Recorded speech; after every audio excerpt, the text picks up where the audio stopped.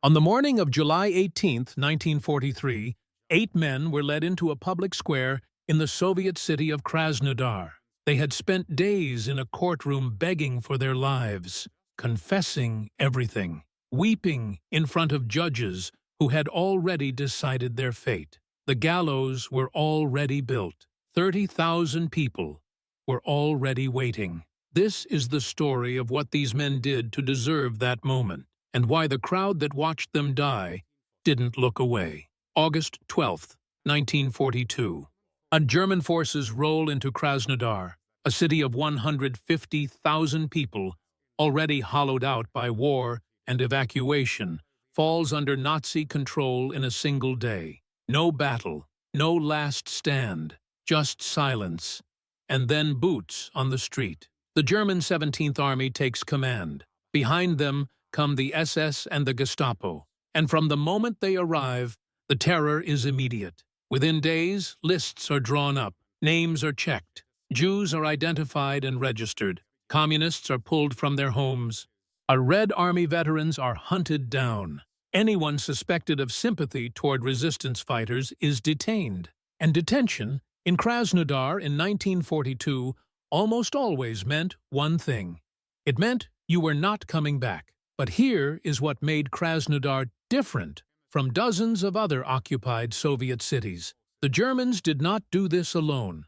They could not. They did not know the streets. They did not know the faces. They did not know who was Jewish, who was a party member, who had a son fighting for the Red Army. So they found people who did.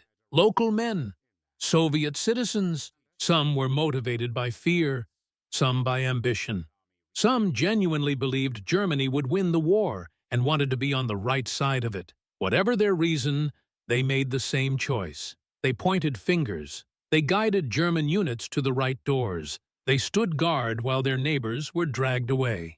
And the killing machine that had been rolling across Eastern Europe for over a year found its footing in Krasnodar. What that machine did to this city over the next 6 months is something the ground itself could not hide. The killings did not happen in secret. That was the point. German units marched prisoners through the streets in broad daylight. Civilians watched from doorways and windows. They watched because they had no choice, and because the Germans wanted them to watch. Fear, in an occupied city, is only useful if people can see what they are afraid of. The most common method was the mass shooting. Groups of detainees, men, women, sometimes entire families, were marched to the outskirts of the city, to ravines, to anti-tank ditches, to open pits dug at the edge of town. They were ordered to undress, lined up at the edge, and shot from behind. Some died instantly, others did not. Bodies fell into the pits, some still moving, and were covered with dirt. All those who survived the shooting suffocated under the earth. No one came back from those pits, not one person. But the shootings were not the only method. Gallows were erected in public squares across the city. Bodies were left hanging for days, sometimes with signs around their necks reading "partisan" or "traitor." The message was not subtle. It was not meant to be. Every person who walked past that square understood exactly what resistance would cost them. And then there were the vans. And Soviet survivors would later call them soul destroyers. To anyone watching from the street, they looked like ordinary transport trucks, sealed cargo compartments. No windows. They would pull up to detention centers, load prisoners inside, lock the doors, and drive. As the vehicle moved through the city, exhaust fumes were redirected into the cargo hold. By the time the van reached its destination on the outskirts of Krasnodar, everyone inside was dead or dying. The bodies were unloaded. The van turned around, and it came back for more. These were not improvised acts of wartime violence. This was a system, organized, repeated, and efficient. The unit responsible, Sonderkommando 10A, a subunit of the German mobile killing group Einsatzgruppe D, operated openly. They kept records. They followed procedures. They had a schedule. And on some days, that schedule included hospitals, sick children, patients who could not walk, could not resist, could not understand what was happening. were loaded into the vans and driven away. They did not come back either. By the time the Germans were finished with Krasnodar, approximately 7,000 civilians had been murdered. 7,000 people from a single city in less than 6 months. And the men who helped make it possible, the ones who knew the streets, the names, the faces, were still walking free. For now, February 2nd, 1943, the German army surrenders at Stalingrad, and it is the largest military defeat in Nazi history, and every German commander in occupied Soviet territory feels it immediately. The war has turned, and everyone knows it. In Krasnodar, the mood shifts overnight. The same forces that had operated openly, marching prisoners through streets, erecting gallows in public squares, running vans back and forth to burial sites, suddenly begin moving in the opposite direction, not forward, backward, and fast. Orders come down to destroy the evidence. And mass graves are dug up, remains are burned, documents are thrown into fires. The Gestapo building, where Soviet prisoners had been held, tortured, and interrogated, is set alight, with prisoners still locked inside. Collaborators are pulled in and given new instructions. The same men who had spent months helping the Germans arrest and kill their neighbors are now ordered to help erase what happened, to exhume the bodies, to scatter the ashes, to make 7,000 murders disappear from the earth. They worked quickly, but not quickly enough. On February 12, 1943, 10 days after Stalingrad, the Red Army retakes Krasnodar.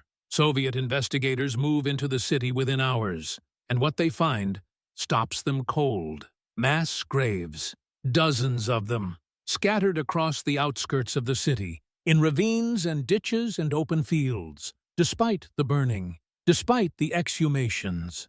But despite everything the Germans and their helpers had done to cover their tracks, the scale of the killing was simply too large to hide. Medical examiners go to work. They document what they find. Cause of death in grave after grave, exhaust gas poisoning, the vans, the soul destroyers. The evidence is in the bodies themselves. And then the survivors start talking. They had stayed silent for 6 months, silent out of fear, out of survival instinct, out of the knowledge that speaking meant dying. But now the Germans are gone, and the words come out in a flood. Witness after witness describes the same things. The vans pulling up, the doors locking, the sound of the engine, the silence after. They describe the shootings at the ravines, the public hangings, the arrests in the middle of the night, and they describe the men who helped, the Soviet citizens, the neighbors, the ones who pointed and guided and guarded. They remember faces. Now they remember names. Soviet authorities begin building a case, and at the very highest levels of the Soviet government, including Stalin himself, a decision is made. There will be a trial. It will be public. It will be fast. And it will send a message that echoes across every occupied city still waiting to be liberated. Collaboration has a price. But the men who would stand in that courtroom, the men the world would watch answer for these crimes, were not the Germans who designed the killing system. They were not the SS commanders who gave the orders. They were not the Gestapo officers who ran the operation. They were Soviet men, ordinary men, men who had made a choice. And in 8 days, they would stand in front of a judge and beg for their lives. July 14th, 1943, Krasnodar, 5 months after the Red Army retook the city. A military tribunal convenes. The courtroom is not a grand hall of justice. It is a Soviet military proceeding, formal enough to be called a trial, controlled enough that the outcome was never really in question. The judges are military officers. The charges are read aloud, and the men sitting in the defendants' chairs are not wearing German uniforms. They are Soviet citizens, 11 of them. Most are between 25 and 34 years old. Half of them had been Communist Party members before the war, and some had been members of the Komsomol, the Communist Youth League. These were not outsiders. These were not men who had spent their lives opposing Soviet power. They were, by every measure, ordinary men from ordinary backgrounds, and they had helped murder their own people. The lead charge against most of them was treason. 4 were charged with specific acts, direct participation in killings, arrests, and executions. The remaining 7 were charged with membership in Sonderkommando 10A and participation in its operations, guarding prisoners, escorting victims to execution sites, loading people into the vans. In the courtroom, German commanders are named. General Richard Ruoff, commander of the 17th Army; Kurt Christmann, head of the local Gestapo; 13 SS officers. Their names are read into the record as the architects of the killing system in Krasnodar. Not one of them is present. And not one of them will answer for it that day. Instead, the court focuses on the 11 men in front of them, the collaborators, the helpers, the ones who knew the streets and the faces and the names, and used that knowledge to help a foreign killing machine operate in their own city. One by one, they speak. Some describe their roles in flat, factual terms, as if reciting a work schedule. Others break down. Some claim they acted out of fear, that refusing meant death, that they had no choice. Yet others admit something more uncomfortable, that they believed Germany would win the war, that they had calculated the odds and picked the wrong side. All of them beg the court for mercy. The testimony is not new. Every statement made in that courtroom had already been given during the investigation. No new evidence is presented. No surprises emerge. The trial is not designed to uncover the truth. The truth has already been established. The trial is designed to deliver a verdict, publicly, on the record, in front of the Soviet people and the watching world. There is one thing the trial does not do. It does not speak clearly about the Jewish victims.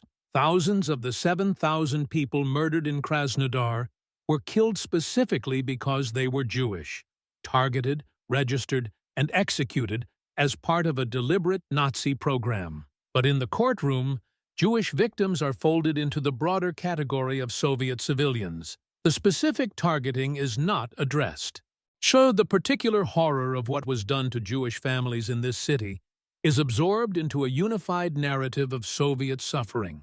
It is a silence that will last for decades. But in July 1943, with the war still raging, the Soviet authorities are not interested in complexity. They are interested in a verdict. And after 4 days of proceedings, the verdict comes. What it contains will empty the room of any remaining hope for the 11 men sitting in those chairs. July 17th, 1943.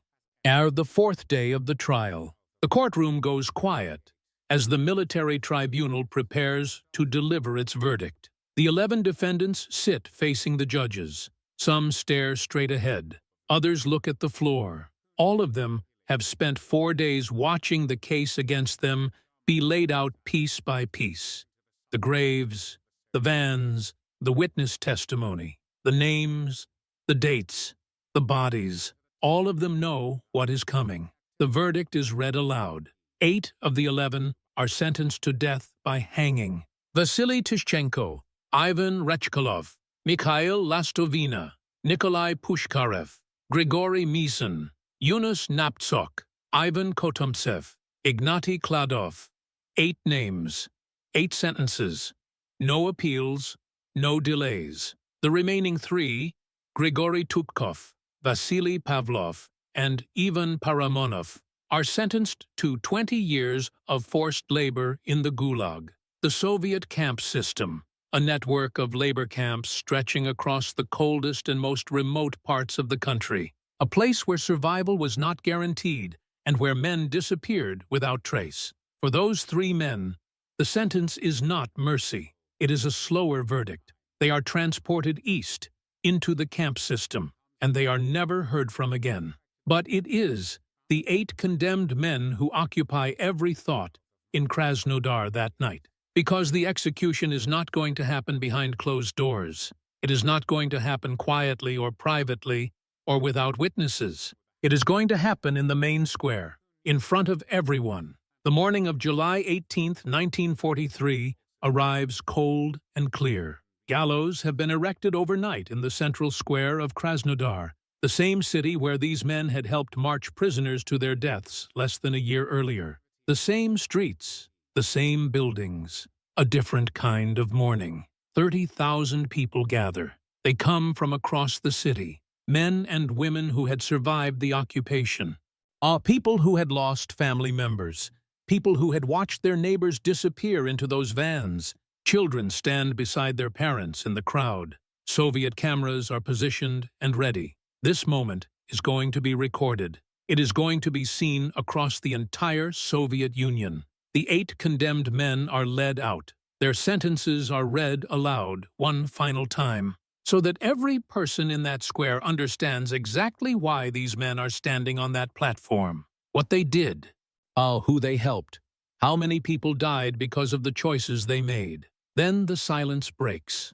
Some of the men die quickly, others do not. They struggle, they tremble. The crowd watches without turning away. And then, across 30,000 people packed into that square on a July morning, applause breaks out, not scattered, not reluctant. Sustained applause from people who had lived under the terror these men helped create, from survivors, from witnesses, from the families of the dead. As the cameras keep rolling, within days, photographs are published across the Soviet Union. Reports appear in newspapers from Moscow to the front lines. The message is deliberate, and it is simple. Those who helped the enemy murder Soviet citizens will face Soviet justice, publicly, finally, without mercy. The Krasnodar Trial becomes the first public war crimes trial of the Second World War, more than 2 years before Nuremberg. Yet more than 2 years before, the world sits down to formally reckon with what Nazi Germany did across an entire continent. Krasnodar did it first, in a public square, with 30,000 witnesses. But there is something the cameras did not capture that morning, something the newspaper reports did not mention, something that would stay buried, not in a mass grave this time, but in official silence, for decades after the war ended. And the full truth of what happened in Krasnodar was never told at that trial, and the people it was hidden from had already paid for it with their lives.